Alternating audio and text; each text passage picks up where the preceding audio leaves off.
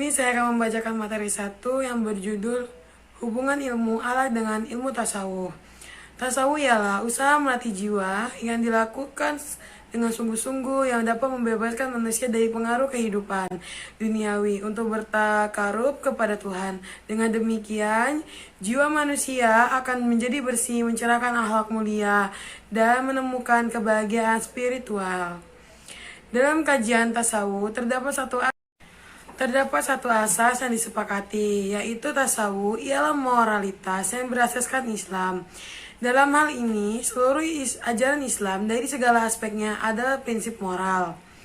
Jika tasawuf dipahami sebagai ilmu tentang filsafat hidup, ilmu tentang bagaimana mengolah hati agar menjadi baik, jelaslah hubungan keterkaitan antara akhlak dengan tasawuf. Hubungan ini semakin tampak jelas pada aspek terkait dan akhlak batini, semisal ikhlas dalam beribadah, tawakal, dan sabar.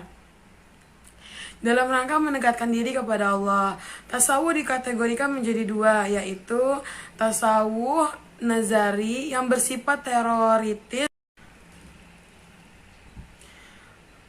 Bertasawuf tanpa akhlak adalah hal yang mustahil. Tujuan ilmu tasawuf adalah membersihkan hati, tazkiyatun nafs. Dalam hal ini, ilmu akhlak dapat membantu seseorang untuk menghilangkan berbagai penyakit hati yang menghalangi pemiliknya dari esensi ketuhanan. Jadi, dapat dikatakan bahwa akhlak merupakan pintu gerbang menuju ilmu tasawuf. Yang kedua, hubungan ilmu akhlak dengan ilmu tauhid. Ilmu tauhid dikemukakan Harun Nasution mengandung arti sebagai ilmu yang membahas dengan cara-cara mengesahkan Tuhan sebagai salah satu sifat-sifat Tuhan lainnya. Ilmu tauhid disebut pula ilmu kalam yang serta arfiah, berarti ilmu tentang kata-kata. Kalau yang dimaksud dengan kalam adalah sabda Tuhan, maka yang dimaksud adalah kalam Tuhan yang ada dalam Al-Quran. Dan masalah ini pernah menimbulkan perbincangan, bahkan pertentangan keras di kalangan umat Islam di abad ke-9 Masehi, sehingga menimbulkan pertentangan dan penganiayaan terhadap sesama umat Muslim. Ilmu akhlak dengan ilmu tauhid ini sekurang-kurangnya dapat dilihat melalui dua analisis sebagai berikut. Yang pertama, dilihat dari segi objek pembahasannya. Ilmu tauhid membahas masalah Tuhan baik dari segi zat, sifat, dan perbuatannya. Kedua, dilihat dari segi fungsinya. Ilmu tauhid menghendaki agar seseorang bertauhid tidak hanya cukup dengan menghafal rukun imam yang keenam. Ada 6. Tetapi yang terpenting adalah agar orang yang bertauhid ini itu meniru dan mencontoh terhadap subjek yang terdapat dalam rukun iman itu. Jika percaya bahwa Allah memiliki sifat-sifat yang mulia, maka sebaiknya manusia meniru sifat Tuhan. Tauhid tanpa akhlak yang mulia tidak akan ada artinya.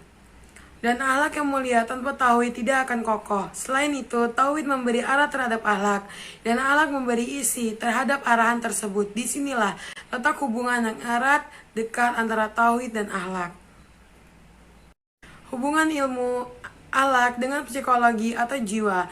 Psikologi dapat diartikan sebagai ilmu yang mempelajari gejala jiwa manusia yang normal, dewasa, dan beradab. Sementara itu, akhlak membutuhkan sesuatu yang dibahas dalam psikologi. Bahkan, psikologi merupakan pengantar bagi akhlak. Psikologi mempelajari tingkah laku manusia selaku anggota masyarakat, sebagai manifestasi selaku anggota masyarakat dan aktivitas rohaniah, terutama yang ada hubungannya dengan tingkah laku. Adapun akhlak berupaya mengkaji kehidupan seseorang, seberapa besar pengaruh keyakinan agama terhadap sikap, perilaku, serta keadaan hidup pada umumnya. Dalam akhlak dipelajari bagaimana cara seseorang bersikap dan berperilaku sesuai dengan ajaran agama. Hubungan ilmu akhlak dengan ilmu pendidikan. Pendidikan tidak bisa dipisahkan dari akhlak, karena pada dasarnya tujuan pendidikan dalam Islam adalah membentuk perilaku anak didik menjadi baik dan mulia. Hakikat pendidikan adalah menyiapkan dan mendampingi seseorang agar memperoleh kemajuan dan kesempurnaan. Kebutuhan manusia terhadap pendidikan beragamnya kebutuhan manusia.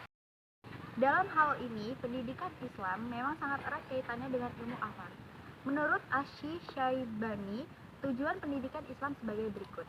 Tujuan yang berkaitan dengan individu, mencakup perubahan yang berupa pengetahuan, tingkah laku, jasmani, dan rohani, dan kemampuan-kemampuan yang harus dimiliki untuk hidup di dunia dan di akhirat. Tujuan yang berkaitan dengan masyarakat, mencakup tingkah laku masyarakat, tingkah laku individu dalam masyarakat, perubahan kehidupan masyarakat, dan memperkaya pengalaman masyarakat.